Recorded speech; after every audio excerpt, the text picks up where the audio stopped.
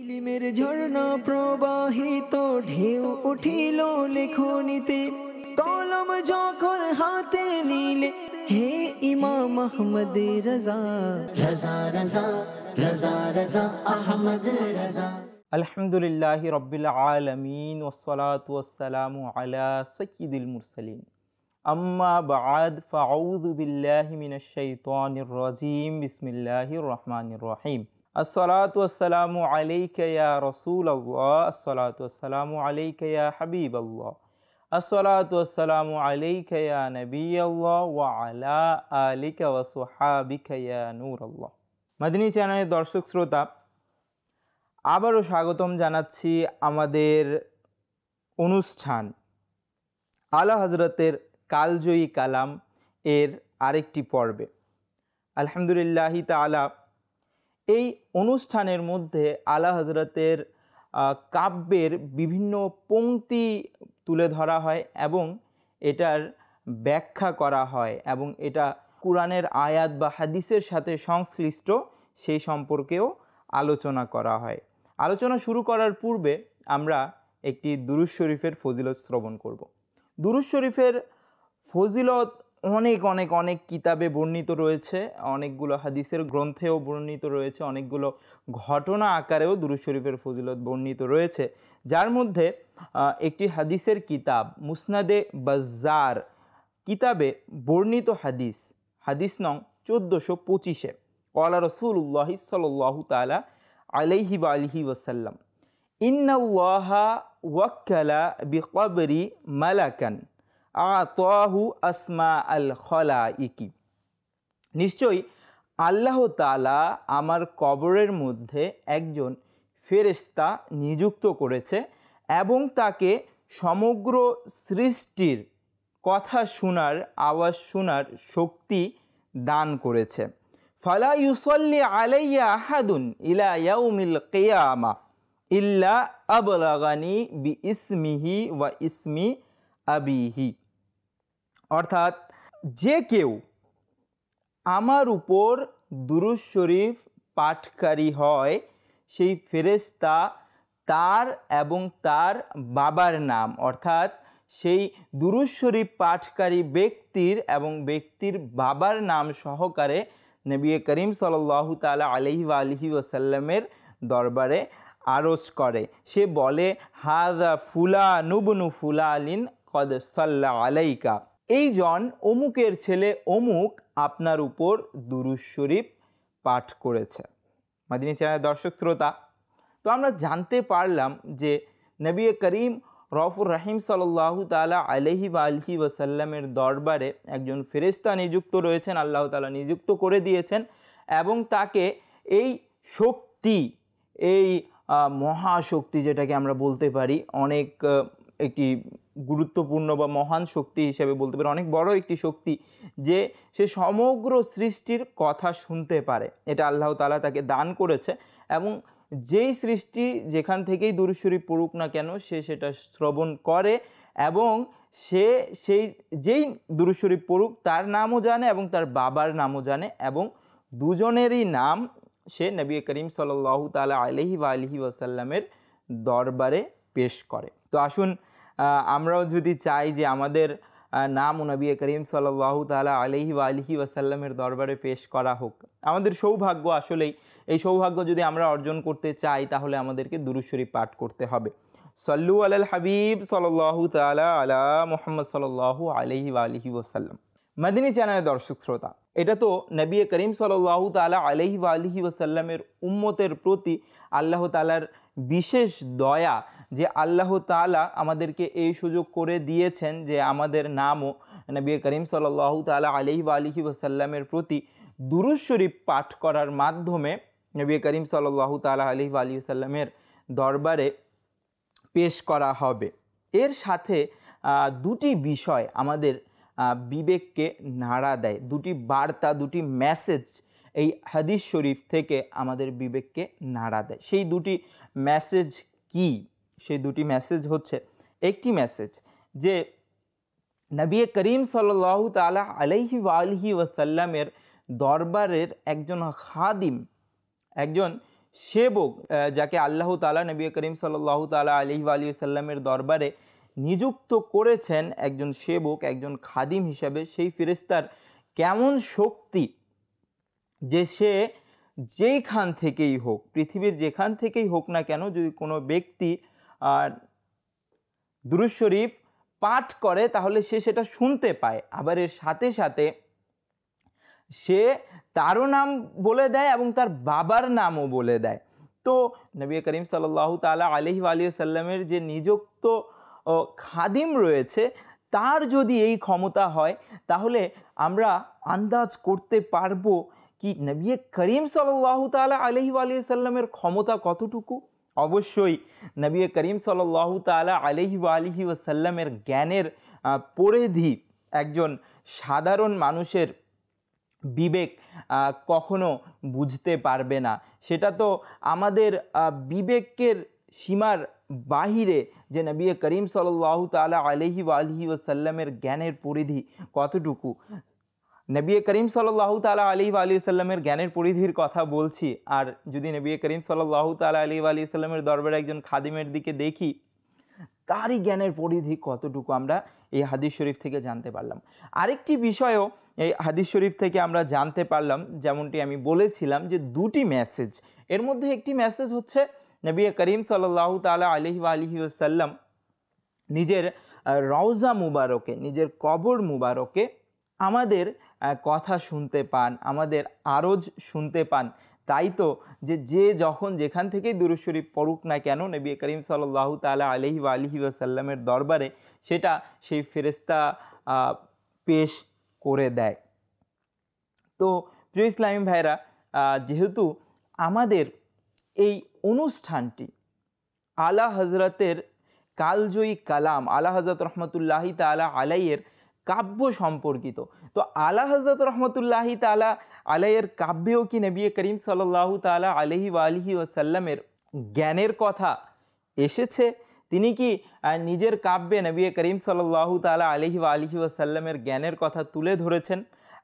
আসলে ব্যাপারটি হচ্ছে কি, যেহেতু আলা হজরত রহমতুল্লাহি তাআলা আলাই নবী করিম সাল্লাল্লাহু তাআলা আলাইহি ওয়া আলিহি ওয়াসাল্লামের গুণের রঙে রঙিন করে তিনার কাব্যগুলো লিখেন, তো অবশ্যই আলা হযরত রহমতুল্লাহি তাআলা আলাই এই বিষয়টিও নিজের কাব্যে তুলে ধরেছেন, ব্যক্ত করেছেন। সেই কাব্যের পংক্তিটিকে, অনেকগুলো পংক্তি রয়েছে যার মধ্যে একটি পংক্তি আমি চয়ন করেছি, সেই পংক্তিটি আপনাদের জন্য উপস্থাপন করব। পংক্তিটি হচ্ছে, और कोई गैब क्या तुमसे निहा हो भला, जब ना खुदा ही छुपा तुम पे करो रो दुरूद। मदनी চ্যানেলের দর্শক শ্রোতা, আলা হযরত রহমতুল্লাহি তাআলা আলাই নবী করিম সাল্লাল্লাহু তাআলা আলাইহি ওয়া আলিহি ওয়াসাল্লামের মর্যাদা বর্ণনা করতে গিয়ে বলেন যে নবী করিম সাল্লাল্লাহু তাআলা আলাইহি ওয়া আলিহি ওয়াসাল্লামের জন্য অন্যান্য গায়েব, অদৃশ্যের সংবাদ তো অনেক দূরের কথা, যেহেতু নবী করিম সাল্লাল্লাহু তাআলা আলাইহি ওয়া আলিহি ওয়াসাল্লাম আল্লাহ তাআলাকে দেখে নিয়েছেন, যেটা দুনিয়াতে থাকা অবস্থায় অন্য কোনো সৃষ্টির জন্য সম্ভব না। যেহেতু আমরা দুনিয়াতে আছি আর আমরা অনেক কিছু দেখতে পারি, অনেক গোপন বিষয়ও, যেমন কাল আমার জন্য গোপন, কিন্তু যখন কাল আসবে তখন কিন্তু আমি সেটাকে দেখে নিব। কিন্তু আল্লাহ তাআলার দিদার এমন একটি বিষয় যে মৃত্যুর পূর্বে কারো জন্য সেটা সম্ভব না, কিন্তু নবী করিম সাল্লাল্লাহু তাআলা আলাইহি ওয়া আলিহি ওয়াসাল্লামের এটি একটি একক মর্যাদা যে আল্লাহ তাআলা পৃথিবীতে থাকা অবস্থাতেই নবী করিম সাল্লাল্লাহু তাআলা আলাইহি ওয়া আলিহি ওয়াসাল্লামের জাহিরি জীবদ্দশায় আল্লাহ তাআলা তাকে এই উপহার দ্বারা ধন্য করেছেন। তাই তো আলা হযরত বলছেন যে যেহেতু আল্লাহ তাআলাই আপনার কাছে গোপন নন, আল্লাহ তাআলার দিদারই আপনি করে ফেলেছেন, তো অন্যান্য জিনিস আর কেনই বা গোপন থাকবে। অবশ্যই অন্যান্য জিনিসও আপনি দেখতে পারেন। যেহেতু আমি বলেছি প্রথম পর্বের মধ্যে যে আলা হযরত রহমতুল্লাহি তাআলা আলাইয়ের কাব্য কুরআন ও হাদিসের কথা বলে, তো এই কাব্যের পংক্তিটি কতটুকু কুরআন ও হাদিস সম্মত সেটির ব্যাপারে নিয়েও আমরা আলোচনা করব। প্রথম ব্যাপারটি হচ্ছে যে আমরা যে পূর্বে যে হাদিস শরীফটি শুনেছি সেই হাদিস শরীফটির মাধ্যমে তো জানতে পারলাম যে নবী করিম সাল্লাল্লাহু তাআলা আলাইহি ওয়াসাল্লামের খাদিমের মর্যাদা কতটুকু, তার জ্ঞানের পরিধি কতটুকু। তো অবশ্যই আমরা এটা দিয়েও এটার একটা সংশ্লিষ্টতা কোরআন ও হাদিসের সাথে এই শেরের এই পংক্তির সংশ্লিষ্টতা খুঁজে পেয়েছি। এর সাথে নবী করিম সাল্লাল্লাহু তাআলা আলাইহি ওয়াসাল্লামের সরাসরি জ্ঞানের সংশ্লিষ্টতা এই কাব্যের পংক্তির সাথে কেমন সেটাও জানব। প্রথমে নবী করিম সাল্লাল্লাহু তাআলা আলাইহি ওয়াসাল্লাম যে আল্লাহ তাআলার দিদার করেছেন সেটা কিভাবে, কখন, কেমনে। তো এই ব্যাপারটা আমরা যে সূরা বনি ইসরাইলের প্রথম আয়াতে জানতে পারি। আল্লাহ তাআলা ইরশাদ করেছেন, যার সারাংশ হচ্ছে যে আল্লাহ তাআলা নবী করিম সাল্লাল্লাহু তাআলা আলাইহি ওয়াসাল্লামকে মসজিদে উল হারাম থেকে মসজিদুল আকসা পর্যন্ত সফর করিয়েছেন। এই বনি ইসরাইলের আয়াতের মধ্যে মেরাজের বর্ণনা আল্লাহ তাআলা ইরশাদ করেছেন। তো এই মেরাজের কথাই আল্লাহ রহমতুল্লাহি তাআলা আলাইহি বলছেন যে তিনি তো মেরাজের রাত্রিতে, মেরাজ রজনীতে আল্লাহ তাআলার দিদার দ্বারাই ধন্য হয়েছেন। যেহেতু তিনি আল্লাহ তাআলার দিদার করে ফেলেছেন, তো আল্লাহ তাআলার সৃষ্টি তো কোনো কাতারেই আসে না, অবশ্যই সেটাও নবী করিম সাল্লাল্লাহু তাআলা আলাইহি ওয়াসাল্লামের জন্য সুস্পষ্ট।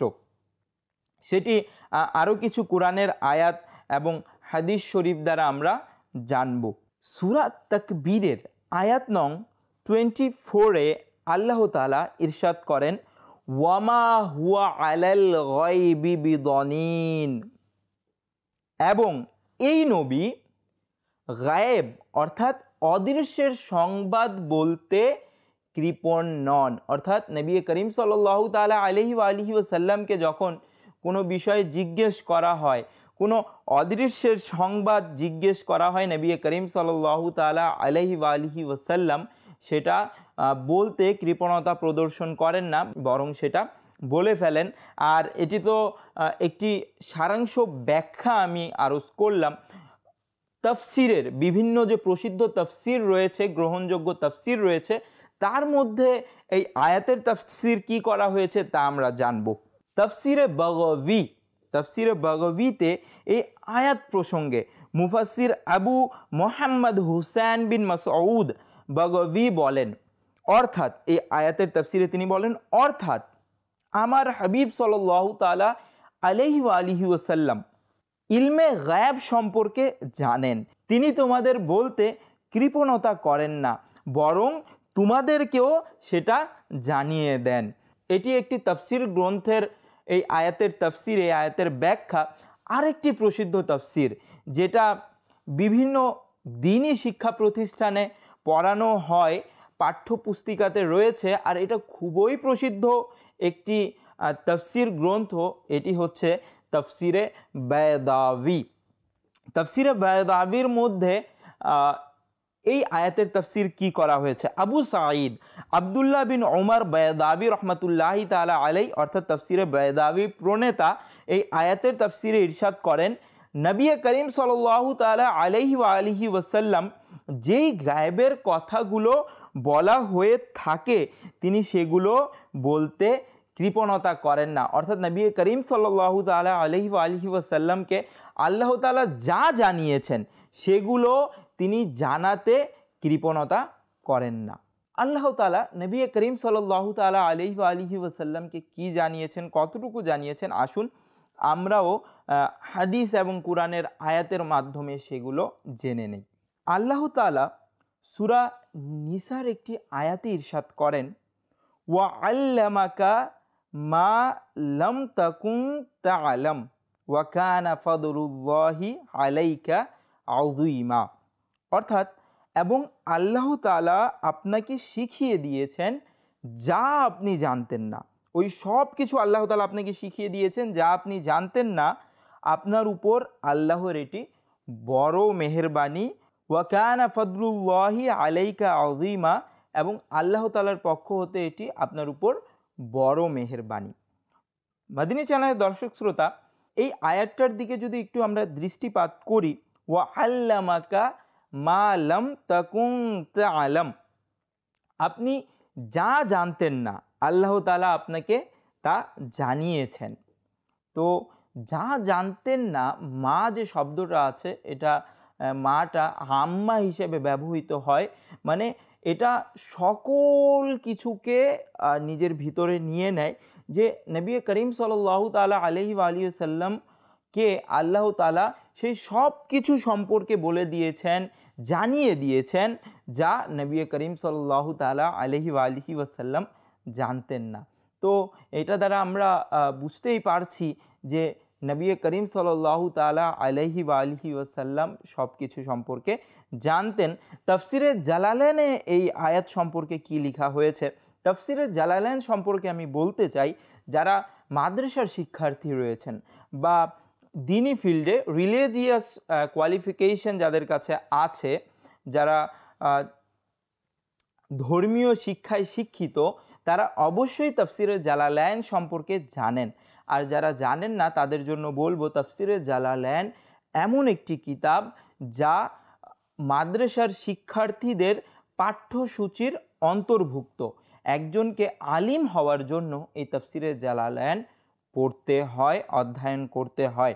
তো এই তাফসিরে জালালাইন কিতাবে এই আয়াতের তাফসিরে লেখা আছে, আই মিনাল আহকামি ওয়াল গায়বি, অর্থাৎ যা তিনি সাল্লাল্লাহু আলাইহি ওয়া আলিহি ওয়াসাল্লাম জানতেন না তা হচ্ছে ধর্মের অনুশাসন ও অদৃশ্য বিষয়াদি, অর্থাৎ ইলমে গায়ব। একটা তো ধর্মীয় যেই আহকাম রয়েছে সেগুলোও জানানো হয়েছে, এবং অদৃশ্য বিষয়াদি ইলমে গায়বও নবী করিম সাল্লাল্লাহু তাআলা আলাইহি ওয়া আলিহি ওয়াসাল্লামকে আল্লাহ তাআলা দান করেছেন। আর যখন আল্লাহ তাআলা জানিয়েছেন, তো আমরা বুঝতেই পারছি যে সব কিছু যা কিছু আছে, যতগুলো জ্ঞান আছে, ইলমে গায়ব, ইলমে জাহির, ইলমে বাতিন, সব কিছু আল্লাহ তাআলা নবী করিম সাল্লাল্লাহু তাআলা আলাইহি ওয়া আলিহি ওয়াসাল্লামকে জানিয়ে দিয়েছেন।